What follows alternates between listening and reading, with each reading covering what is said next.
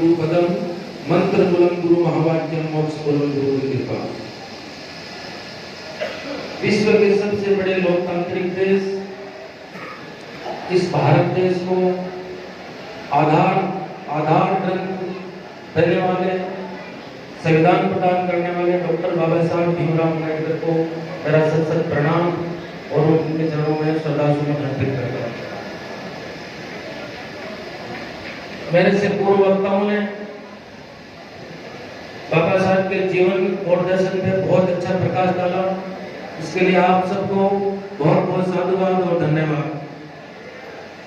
लेकिन हम लोग ईमानदारी से चर्चा करें तो हम पाएंगे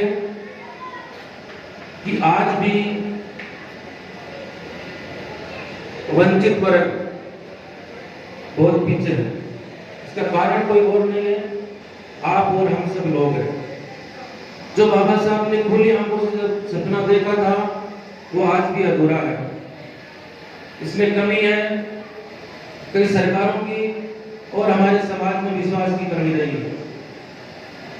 यदि जिम्मेदार लोगों ने अपनी जिम्मेदारियां ईमानदारी से निभाई होती तो आज इस भारत देश का वंचित वर्ग इस देश पर बोझ नहीं संपत्ति होता। यदि लोगों ने अपनी अपनी जिम्मेदारियां ईमानदारी से निभाई होती तो गांव के अंतिम छोर पे बसे गरीब का टूटा छप्पर नहीं होता। यदि अपनी जिम्मेदारियां ईमानदारी से निभाई होती तो आज कोई भी इस देश में रहने वाला गरीब नहीं होता।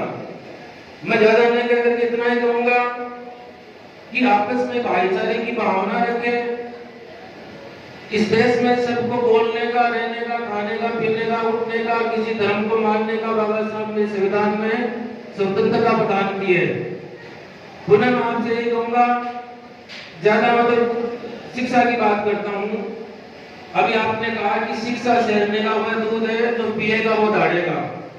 तो बाबा साहब ने सिर्फ किसी जाति विशेष के लिए नहीं कहा कि सिर्फ एसी वाले पिएंगे वो दाढ़ेंगे या फिर कोई जनरल कास्ट के पिएंगे वो दाढ़ेंगे। सबके लिए कहा। बाबा साहब ने पूरे देश के लिए काम किया है। तो मैं पुनः आपसे ये कहूंगा कि आजकल देखा जाता है कि जितने भी महापुरुष हमारे देश में जिनका अच्छा योगदान रहा है वो सर्व समाज में पैदा हुए हैं। आजकल देखने को मिलता है कि अलग अलग लोग अपनी अपनी जातियों में अपने अपने महापुरुषों को बांट रहे हैं। तो पुनः मैं आपसे कहूंगा कि महापुरुषों को जातियों में नहीं बांटे, वो सबके होते हैं, पूरे देश के होते हैं। और बाबा साहब जैसी शख्सियत इस भारत देश के लिए, पूरे विश्व के लिए उन्होंने काम किया है। आज कोई स्वतंत्र भारत का कोई राष्ट्रवादी व्यक्ति है तो बाबा साहब है, और राष्ट्र इतिहास आज तक कोई पैदा हुआ है सर्वश्रेष्ठ तो बाबा साहब है।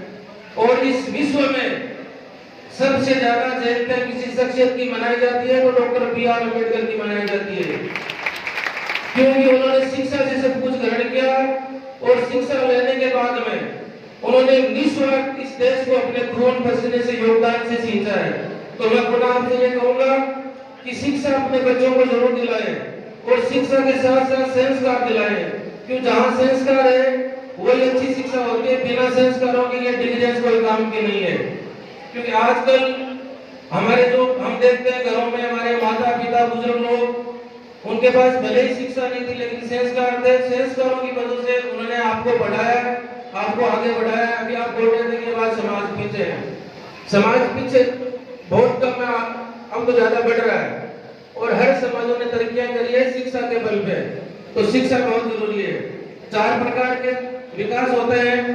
एक तो होता है भौतिक विकास, एक होता है नैतिक विकास, एक होता है बौद्धिक विकास, एक होता है आध्यात्मिक विकास। इस विज्ञान के चलते लोगों में बौद्धिक विकास बढ़ा है और भौतिक विकास बढ़ा है, लेकिन अध्यात्मता में और नैतिकता में कमी आई है। अभी आप बात कर रहे थे घोड़े से उतारने की, ये सब चीजें नैतिकता और अध्यात्मता की वजह से है। जहाँ शिक्षा है वहाँ ऐसी बातें होती नहीं, ऐसी घटनाएं नहीं घटती है। तो मैं पुनः आपसे कहता हूँ कि अपने बच्चों को शिक्षा जरूर दें। जय भीम, जय भारत, जय संविधान।